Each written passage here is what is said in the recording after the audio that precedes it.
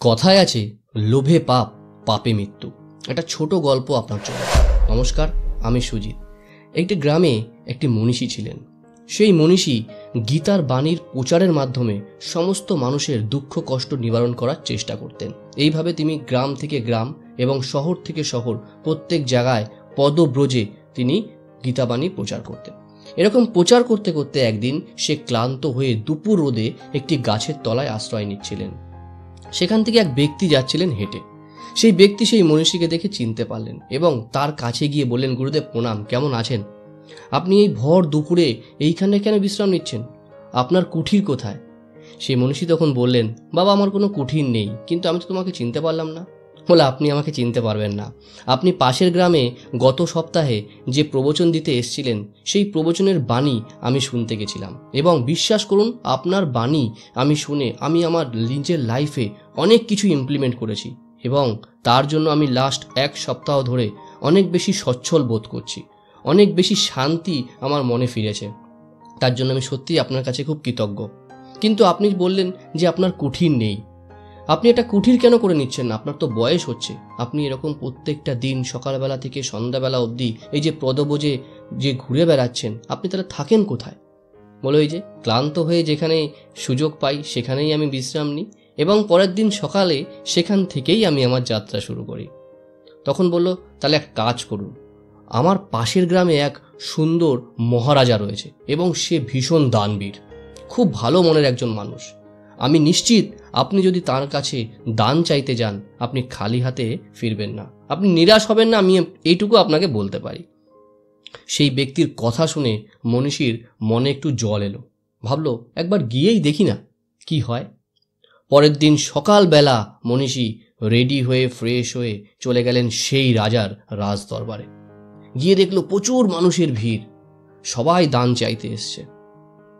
তখন ভাবলো এত মানুষের ভিড়ে কি রাজার সাথে আজকে সাক্ষাৎ হবে? আমার কি মনোবাসনা আজকে পূর্ণ হবে? এইগুলো ভাবছিল। ভাবতে ভাবতে সেই সময়টা উপস্থিত হলো যখন রাজার সাথে তার সাক্ষাৎ হলো। সেই রাজামশাই সেই মনীষীকে প্রণাম করে বললেন, বলুন গুরুদেব, আমি আপনার জন্য কিভাবে আপনাকে সহযোগিতা করতে পারি? গুরুদেব আশীর্বাদ দিয়ে বলল, তোমার দীর্ঘায়ু হোক, তুমি দীর্ঘজীবী হও। তখন বলল, আমার একটা ছোট মনোবাসনা আছে, বয়স হচ্ছে, আমার কোনো আশ্রম নেই, আমার একটাও কুঠির নেই, আমার কোনো বাসস্থান নেই। যদি একটা ছোট জায়গা আপনি আমাকে প্রদান করেন, তাহলে আমি আমার সেই জায়গায় একটা কুঠির বানিয়ে একটা আশ্রম বানাবো, যেখানে আমি আমার প্রচার করব এবং মানুষের সমস্ত দুঃখ কষ্টের নিবারণ করার চেষ্টা করব। বলল, বাহ, এ তো খুব ভালো প্রস্তাব। বলুন কতটুকু জায়গা দিলে আপনার সেই মনোবাসনা পূর্ণ হবে? রাজার এই কথা শুনে মনীষী ভীষণ খুশি হলেন। তখন তিনি চিন্তা করলেন, কতটুকু জমি নেওয়া যেতে পারে? আমি তো কিছু প্ল্যানিং করে আসিনি, কিছু ভাবিনি, কতটুকু জমি হলে আমার এই মনোবাসনা পূর্ণ হবে? রাজামশাই মনে মনে ভাবছিলেন যে জানি না এই মনীষী কতটা জমি চাইবে। এটা ভাবতে ভাবতে মনীষীর মাথায় তখন ভাবলো যে শুধু তাহলে একটা আশ্রম কেন আমি প্রতিষ্ঠা করব? আশ্রমের পাশে একটা মন্দিরও প্রতিষ্ঠা করলে কেমন হয়? তাহলে প্রচুর মানুষ ভক্ত শিষ্য আসবে সেই মন্দিরে প্রণামী দিতে, দক্ষিণা দিতে এবং তাদের সেই দান নিয়ে আমার আগামী দিন আরও সচ্ছলভাবে চলবে। মনীষী এইগুলোই ভাবছিল। ভাবতে ভাবতে রাজামশাই বললেন, ঠিক আছে, আমি বুঝতে পেরেছি আপনি হয়তো অতটা ভেবে আসেননি। এক কাজ করুন, আমার রাজ্যের দক্ষিণ দিকে পুরো একটা ফাঁকা জায়গা আছে, আপনি সেই জায়গা থেকে আপনি চলতে শুরু করুন এবং সেখানে গিয়ে যতটুকু থামবেন সেখান থেকে আবার সন্ধ্যার মধ্যে আমার কাছে ফিরে আসুন।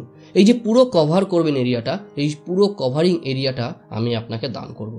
এই কথা শুনে মনীষী বিশাল খুশি হলো এবং রাজাকে নমস্কার করে বলল, তাহলে আমি এখনই আমার যাত্রা শুরু করি। বলল, হ্যাঁ নিশ্চয়ই।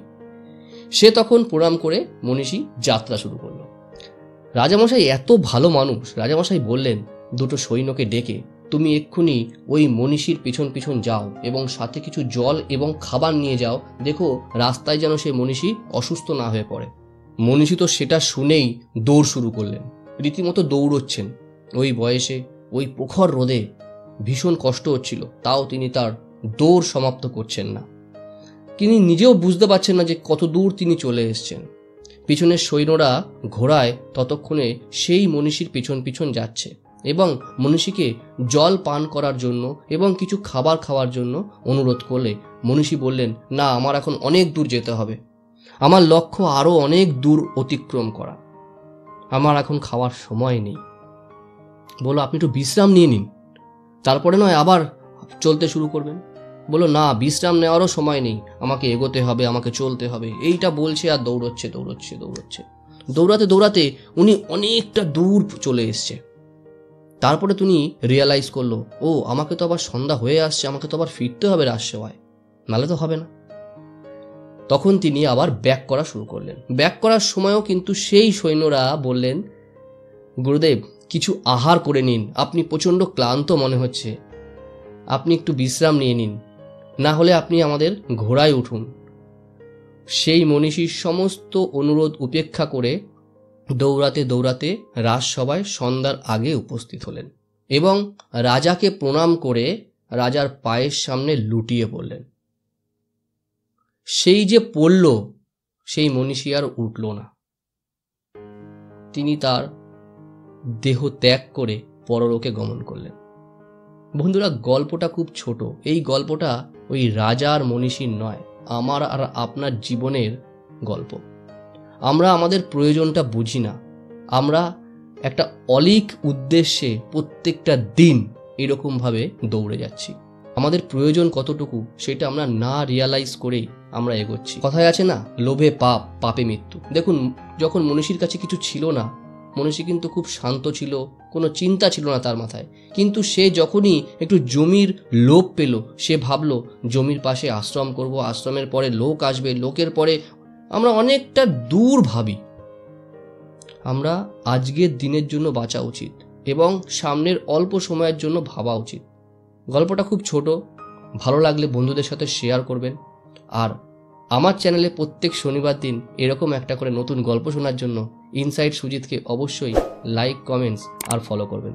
গল্পটা যদি ভালো লাগে কমেন্টস করতে ভুলবেন না। আর সব সময়ের জন্য আমরা বলি, দেখুন, যে ভদ্রলোক, যে মনীষী নিজে গীতার বাণী পড়ে অন্যের সমস্ত দুঃখ কষ্ট নিবারণ করে, সে নিজের দুঃখের কষ্টের নিবারণের কথা কখনো ভাবেনি। সেই জন্যই আমি বলি, knowing is not enough, try to implement. আমরা সব জানি, কিন্তু জেনেও আমরা আমাদের নিজেদের লাইফে সেটা ইমপ্লিমেন্ট করি না।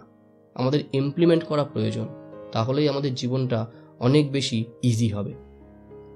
সবাই ভালো থাকবেন, সুস্থ থাকবেন, আর এমন কিছু কাজ করুন যেটা দেখে মানুষ আপনার মতো করতে চাইবে, কারণ জীবন তো একটাই। দেখা হচ্ছে একটা নতুন ভিডিওতে, ততক্ষণে নমস্কার।